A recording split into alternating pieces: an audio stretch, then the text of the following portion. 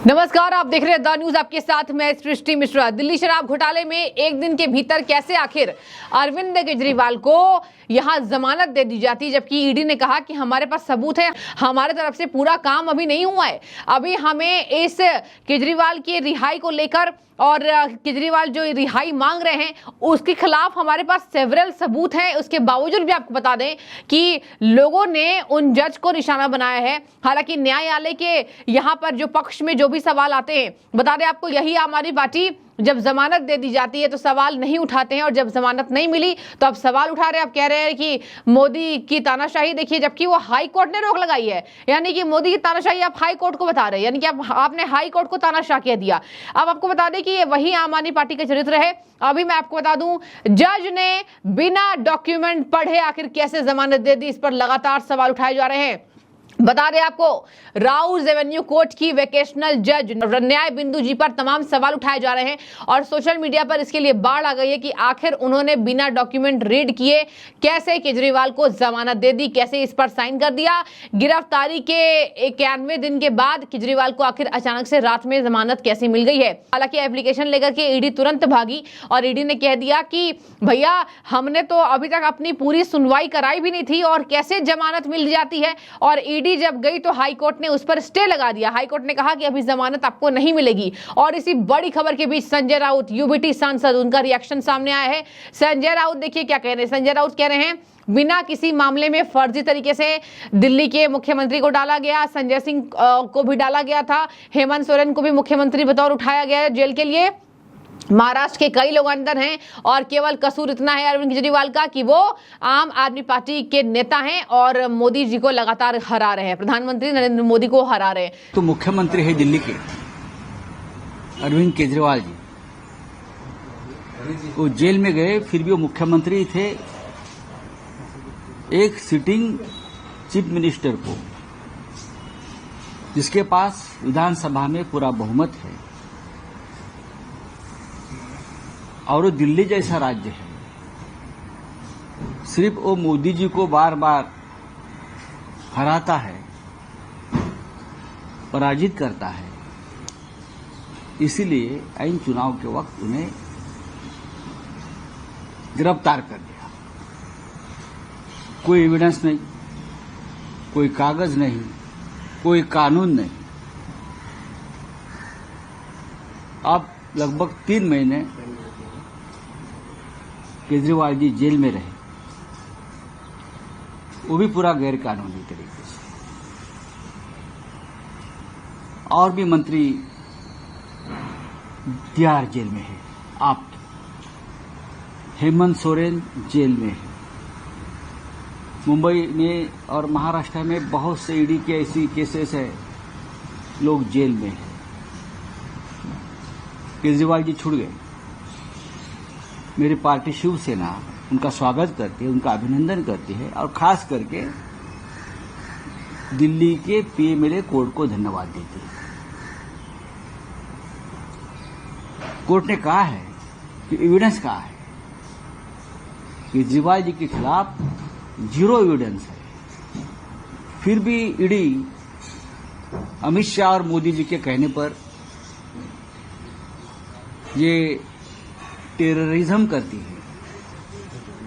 उसको आज दिल्ली कोर्ट ने चपराक लगाई। मैं जेल में था, मेरे मामले में चपराक लगाई, अनिल देशमुख जी के मामले में चपराक लगाई। क्या अभी भी ईडी सीबीआई सुधर जाएंगे? इस देश की जनता ने एक मैंडेट दिया है मोदी जी के खिलाफ, मोदी जी के तानाशाही के खिलाफ।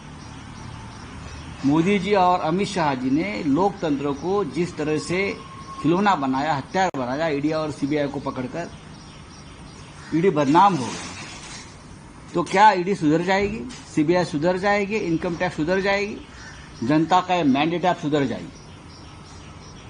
मैं फिर एक बार केजरीवाल जी का अभिनंदन करूंगा मेरे पार्टी की तरफ से। संजय राउत ही नहीं, आम आदमी पार्टी तो ये बात लगातार बोल रही है और आम आदमी पार्टी को आप देखिएगा केवल यही मुद्दा लेकर के वो लगातार सवाल उठाए जा रही है कि हमें हरा नहीं पाते तो हमको जेल कर रहे हैं।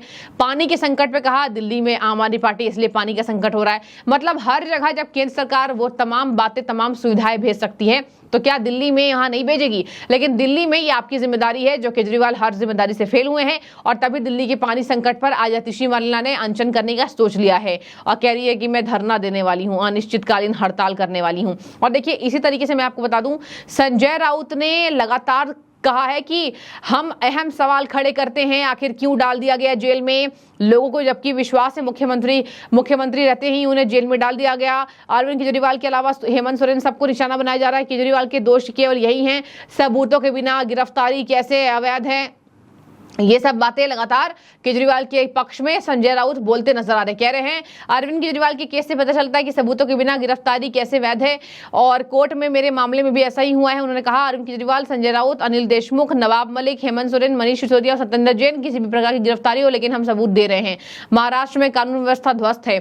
महाराष्ट्र के ये बात कर रहे हैं कि कानून व्यवस्था ध्वस्त है। देखिए संजय राउत ही नहीं, तमाम अभी विपक्षी दलों की बात करें, विपक्षी दलों के द्वारा यही बातें की जा रही है कि हम जो हैं हम सच्चे हैं और प्रधानमंत्री नरेंद्र मोदी की तानाशाही है।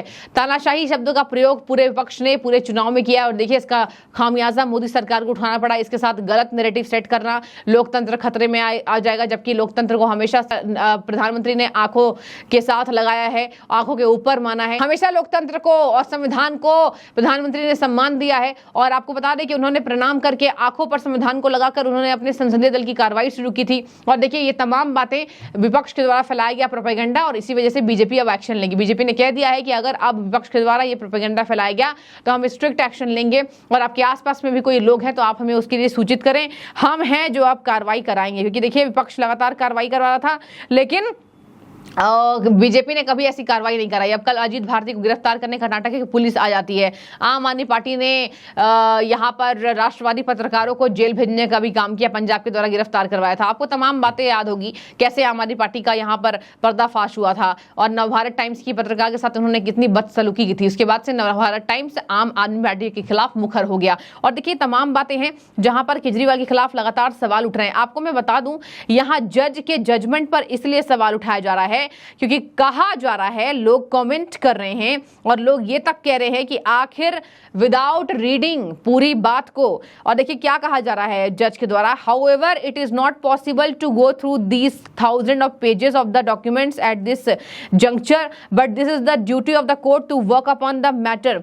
मतलब आप पढ़ नहीं सकते हैं लेकिन आपने जमानत दे दी। इतने बड़े केस में अरविंद केजरीवाल फंसे हुए हैं और कैसे आखिर जमानत मिली है जज के द्वारा। अब न्यायपालिका पर तमाम सवाल उठाए जा रहे हैं, जबकि न्यायपालिका पर सवाल उठाना किसी के हक की बात नहीं है और लोग लगातार न्यायपालिका पर सवाल उठा रहे हैं क्योंकि लोग कह रहे हैं कि जमानत किस आधार पर दी आपने, जबकि ईडी अभी लंबित कर रही है सुनवाई। ये तमाम बातें हुई जहां पर आम आदमी पार्टी चौतरफी घिरी हुई है और जज न्याय बिंदु के खिलाफ आवाज भी उठ रही है। लेकिन अब देखिए बीजेपी ने हमेशा न्यायपालिका का सम्मान किया है। बीजेपी ने कहा हम हमेशा न्यायपालिका का सम्मान करते हैं और जब सिसोदिया को जमानत नहीं मिल रही है, संजय सिंह को जमानत मिल गई तो क्या आम आदमी पार्टी इस पर कुछ कहेगी? लेकिन अगर अभी जमानत पर रोक लगा दी गई है तो अब मोदी की तानाशाही बताई जा रही है। जबकि आपको बता दें कि जज हैं ये खुद से तय करते हैं, मोदी जी तय नहीं करते हैं। अगर मोदी जी तय कर रहे होते तो संजय सिंह बाहर नहीं आते। लेकिन ये आम आदमी पार्टी को नहीं समझ में आएगी क्योंकि आम आदमी पार्टी को झूठा नैरेटिव सेट करने में महारत हासिल है।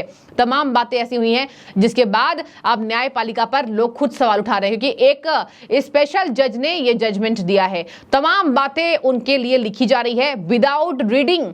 कह रही है कि 1000 of pages which we have to go through, यानी अब 1000 पेजेस के थ्रू नहीं जाने वाली हैं। इसका मतलब आपने जमानत दे दी बिना पढ़े। तो ये तमाम सवाल है जो कटघरे में यहां पर खड़े करते नजर आ रही है।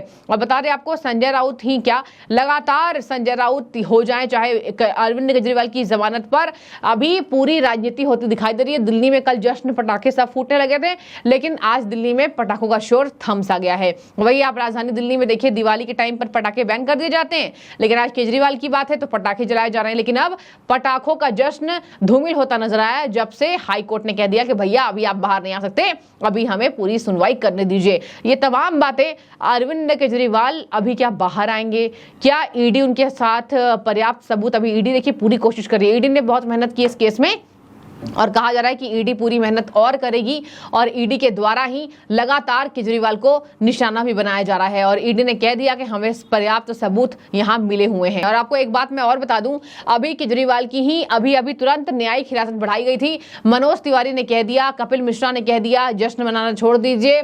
और ये फर्क है आम आदमी पार्टी और बीजेपी में। बीजेपी ने हमेशा न्यायपालिका का स्वागत किया है, लेकिन केजरीवाल की पार्टी ने न्यायपालिका को हमेशा गलत ठहराया है। चाहे वो बात हो सिसोदिया के मामले में, सिसोदिया सच्चे वफादार हैं, यही केजरीवाल कहते थे और खुद अंदर जाते दिखाई दे रहे हैं। तो ये तमाम बातों के बीच ऐसा दिखाई दे रहा है कि हाई कोर्ट में अब बुरे फंसे केजरीवाल जी शराब घोटाले में इतनी जल्दी बाहर नहीं आने वाले हैं। और अगर आ भी गए तो हो सकता है ईडी के पास, क्योंकि देखिए वो बहुत स्मार्ट नेता हैं, उनके पास कोई कार्यालय नहीं है और ईडी के पास इसी वजह से बहुत ज्यादा समय लग रहा है, क्योंकि उनके पास कोई कार्यालय है ही नहीं। वो क्या कर रहे हैं क्या नहीं कर रहे हैं। एक 5 स्टार होटल में, 7 स्टार होटल में रहने की बात की जाए, कहा जा रहा था कि किसी शराब माफिया के द्वारा पैसे खर्च किए गए थे।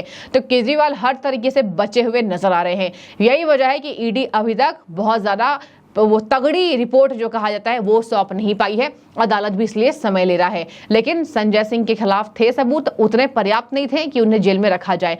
सिसोदिया के खिलाफ बहुत पर्याप्त सबूत है, फोन नष्ट करना, तमाम फोन से डिस्कनेक्ट करना लोगों को। तो इसी वजह से सिसोदिया अब तक अंदर है। अब देखने वाली बात होगी ये तमाम बातों के बीच कितना सियासी ड्रामा घर करता है। आपकी क्या राय है जरूर कमेंट में बताइएगा।